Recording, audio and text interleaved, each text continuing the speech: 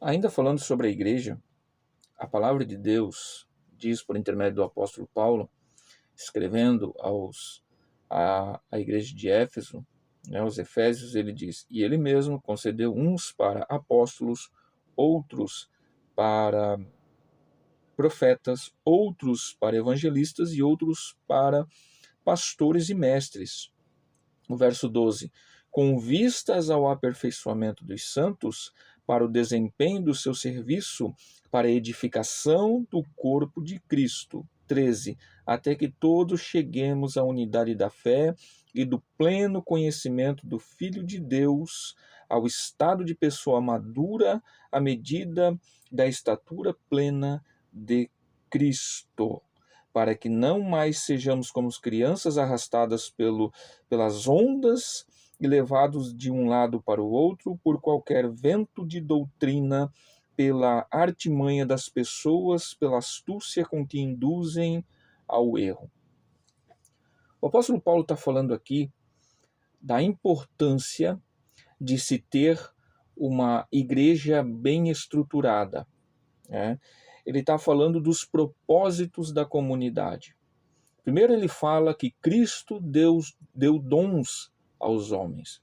Ele fala dos ministérios, apostólico, ministério de profeta, ministério de evangelista, pastores e doutores, pastores e mestres. Qual o propósito desses ministérios dentro da comunidade de fé? Qual o propósito? Paulo vai falar. Primeiro propósito, tá?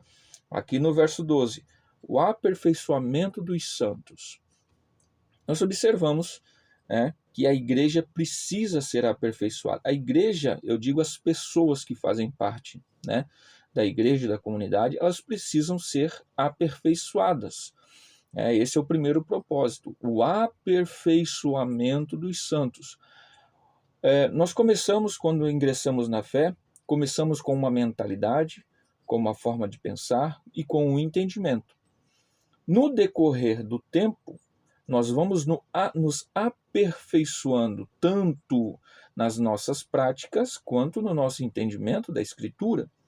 Muitas vezes, quando nós entramos dentro da comunidade de fé, nós somos alimentados, somos alimentados pelos pastores e pelos mestres. Mas com o passar do tempo, nós passamos a alimentar pessoas que estão entrando na comunidade de fé. Ou seja, houve um aperfeiçoamento. A pessoa saiu de um estágio de iniciação e foi para um estágio mais avançado. Vamos colocar dessa forma. Mas a primeira razão aqui é que precisa haver um aperfeiçoamento dos santos. O segundo, para o desempenho do seu serviço. Ou seja, esse aperfeiçoamento não é algo opcional e nem algo que vai funcionar somente para aquela pessoa, mas esse aperfeiçoamento deve servir para o desempenho de seu serviço, ou seja, o desempenho da comunidade ou na comunidade de fé. A pessoa vem, se aperfeiçoa, se capacita, avança no seu conhecimento intelectual, espiritual e nas suas práticas e atitudes, e agora ela começa a desenvolver os seus dons, as suas capacidades, aquilo que ela recebeu no aperfeiçoamento dentro do ministério, dentro da comunidade de fé. Ela começa a desenvolver o seu serviço. E terceiro, para a edificação do corpo de Cristo. Aperfeiçoamento, desenvolvimento, desenvolvimento e edificação do corpo de Cristo. O corpo de Cristo ele precisa ser edificado. Ele precisa, no contexto aqui de profetas e mestres, de pastores e mestres, pastores apacentam, cuidam, mestres ensinam, alimentam com a palavra da verdade, com o evangelho.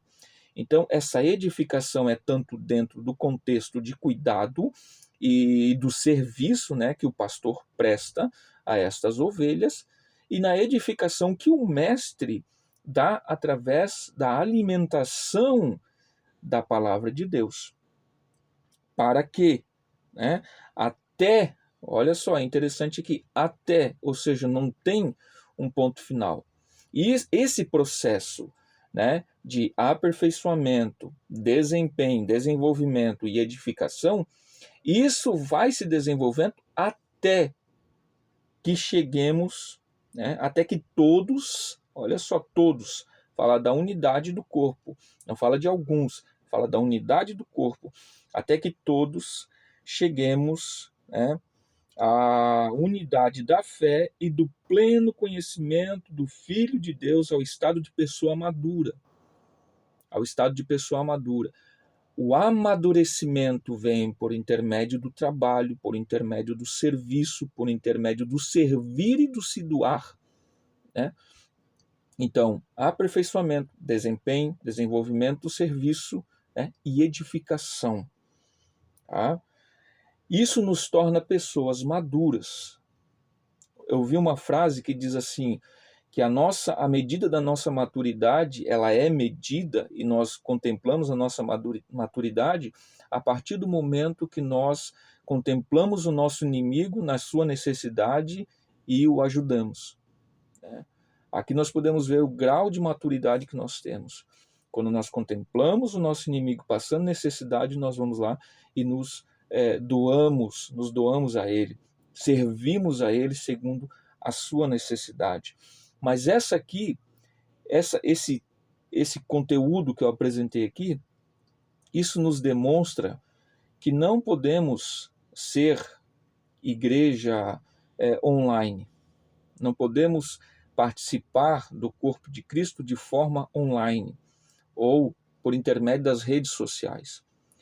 Para que todo esse processo venha a acontecer, é preciso que haja uma comunidade, é preciso que haja comunhão, é preciso que os membros do corpo de Cristo estejam reunidos e de que eles façam parte, né, de uma comunidade, se encontrem nas suas adversidades e nas suas alegrias, não importa a situação, mas que se encontrem e compartilhem, né? Paulo fala, ajudai a carregar os fardos uns dos outros. É impossível carregar o fardo do meu irmão ou meu irmão carregar o meu fardo, me ajudar na hora da necessidade de forma distante, senão em comunidade. É dessa forma, estando em comunidade, participando das reuniões, participando do corpo de forma pessoal, é dessa forma que nós vamos viver o Evangelho, que nós vamos nos aperfeiçoar, que nós vamos nos edificar, que nós vamos desenvolver o nosso serviço e os nossos dons, os dons que recebemos, porque Ele mesmo deu dons aos homens, né? Então, é impossível ser igreja fora da comunidade de fé. É impossível ser igreja fora da igreja. Precisamos ser igreja de forma individual, mas também precisamos ser igreja de forma de estarmos em comunidade, participarmos da comunidade, vivermos na comunidade, participarmos das necessidades da comunidade. Isso é importante. E de outra forma, não seremos parte do corpo e não seremos membro do corpo de Cristo. Automaticamente estaremos desligados da igreja. É impossível ser igreja separado. É impossível ser igreja a par da comunidade de fé. É impossível ser igreja nas redes sociais.